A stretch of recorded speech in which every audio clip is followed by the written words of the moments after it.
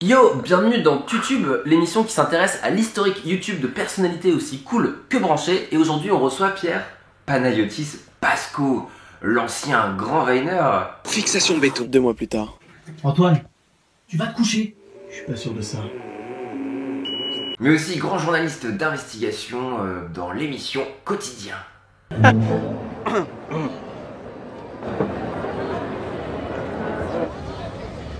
Bon. Et alors on est allé le voir pour lui poser la fameuse question. Alors Panayotis, TuTube.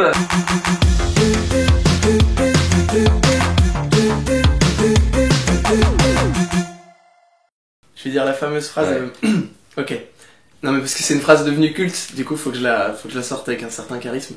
Salut, c'est Panayotis et bienvenue dans TuTube. Une scène coupée de Borat. Qui est une scène coupée où il est dans un supermarché.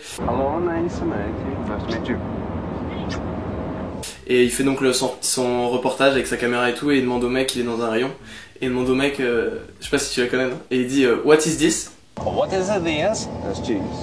What is this? That's cheese. Et le mec il dit cheese. Il dit ok, and what is this? Avec son accent que je sais pas faire, mais il dit what is this? Cheese. Et qu'est-ce que c'est que ça? Et il continue et il fait toute la rangée, et c'est toujours du fromage. This one over here, what is it? Cheese. And this? That's cheese. Et ce qui est ouf, c'est qu'il en fait donc 20 sur la première rangée. Puis après il revient au début, mais il va là sur la rangée d'en dessous, tu vois. What is this? That's cheese. Et le mec il ne pète jamais un câble, il dit cheese. Et après il dit il dit quoi? Il dit this cannot be cheese. Et d'ici c'est du cheese aussi. Et... Oui, j'ai fait un mix français-anglais pour expliquer les trucs.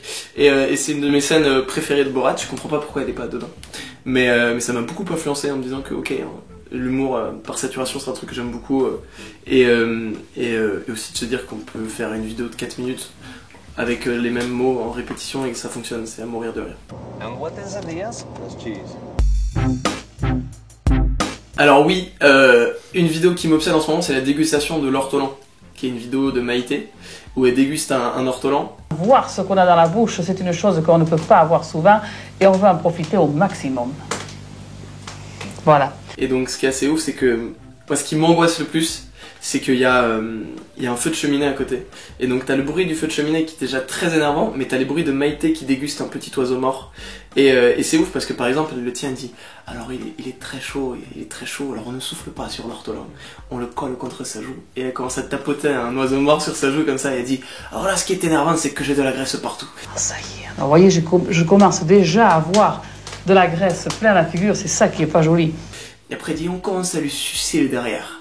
Et elle se m'a sucé un oiseau mort devant nous et je trouve ça fantastique. Ah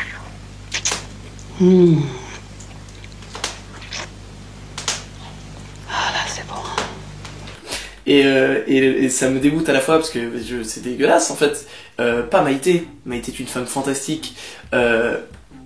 J'ai peut-être exagéré un petit peu en employant cet adjectif, mais c'est une femme en tout cas. On est presque sûr, c'est une femme Maïté. On est sûr de ça.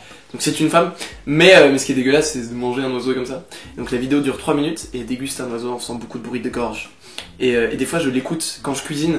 Je mets juste le son sur mon enceinte, juste de cette vidéo. Et je kiffe cuisiner avec le son d'une dame âgée qui s'appelle Maïté qui mange et qui suce un oiseau. Voilà. C'est bon. Ici les vidéos de complot nuls. Des fois je suis avec des potes chez moi et on se dit hey, est-ce qu'on regarderait pas une vidéo de complot? Et genre on regarde des vidéos de complot les plus nulles. Mais on se met à fond dedans, tu vois, genre on se met avec des chips, des verres et on regarde les vidéos mais à la suite genre toutes sur un même thème. Donc là on voit très bien les chemtrails. Et c'est toujours atroce et on explose toujours de rire, mais ce qui est ouf c'est que des fois t'en regardes une de 20 minutes sans rire et juste tu te dis mais pourquoi j'ai regardé ça? Qu'est-ce qu'il dit? Est-ce que je... Non, et tu comprends pas. Donc je regrette toujours d'avoir regardé ça, mais ça me fait toujours autant rire. C'est la réalité, c'est le monde dans lequel aujourd'hui nous vivons. C'est Chroma de Karim Debache, c'est une émission que je trouve fantastique. Oh putain de merde, Orson Welles! Oui, c'est moi. Monsieur Welles, c'est un honneur! Il critique et fait une critique très complète des films un peu casés dans les films nul, mais il le fait toujours de manière très intelligente. Par exemple, il va te dire c'est nul, mais d'un autre côté, il y a ça qui a pas été vu, ou il y a ça qui a mal été compris, ou qui a mal été réalisé, ou c'est nul parce que le réalisateur a eu des contraintes, la production lui a chié dessus, etc. C'est pas parce qu'un film est désagréable à regarder qu'il est raté. Donc du coup, tu comprends toujours que rien n'est nul en fait, et que t'as juste des règles qui n'ont pas été respectées parce qu'il y a eu ce contretemps ou cette divergence d'opinion entre réalisateurs, scénaristes, etc. Vous allez bien les gars? Su bien. Trop cool. Arrêtez là, c'est super flippant. Super. Stop. Et c'est toujours très intéressant et c'est très drôle. Et voilà, Karim Debache, je l'ai jamais rencontré, mais je trouve ce mec très très cool, très très drôle, et très cultivé, et très intéressant. Et je trouve que cette émission, elle est quasi nécessaire en fait. Si on aime le cinéma, elle est très utile. Super. Trop bien. Cool. Ouais, les buzz incontrôlés, ça me manque grave sur YouTube.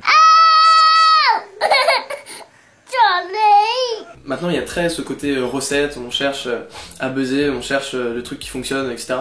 Avant, il y avait des vidéos genre... merde, comment c'est la vidéo? Genre, on est bien là. Viens, viens, allez viens, viens. Cette vidéo, impossible de se dire qu'elle allait buzzer en fait. Et c'est ça qui était bien, je trouve, à l'époque sur YouTube, c'est que tes potes pouvaient t'envoyer une vidéo sur Facebook ou autre, et tu la voyais, elle avait 6000 vues, le lendemain elle avait 300 000 vues, parce que d'un seul coup ça prenait alors que tu comprenais pas pourquoi. Damn, Daniel. Damn, Daniel.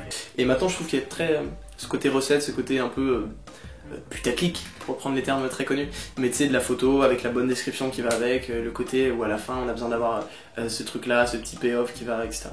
C'est un peu compliqué. Sur Vine à l'époque il y avait ça aussi. Tu filmes ton gamin qui dit LeBron James à côté d'une voiture et tu peux pas savoir que ça va faire des millions de boucles. LeBron James, LeBron James, LeBron James, LeBron James. Et bon, maintenant Vine n'est plus là. Mais YouTube, on espère que tu vas prendre les relais. Et voilà, c'était YouTube. Si ça vous a plu, n'hésitez pas à vous abonner en cliquant sur le petit macaron juste ici et à lâcher un pouce, c'est important les pouces sur YouTube. Vous pouvez aussi regarder une autre vidéo en cliquant juste en bas.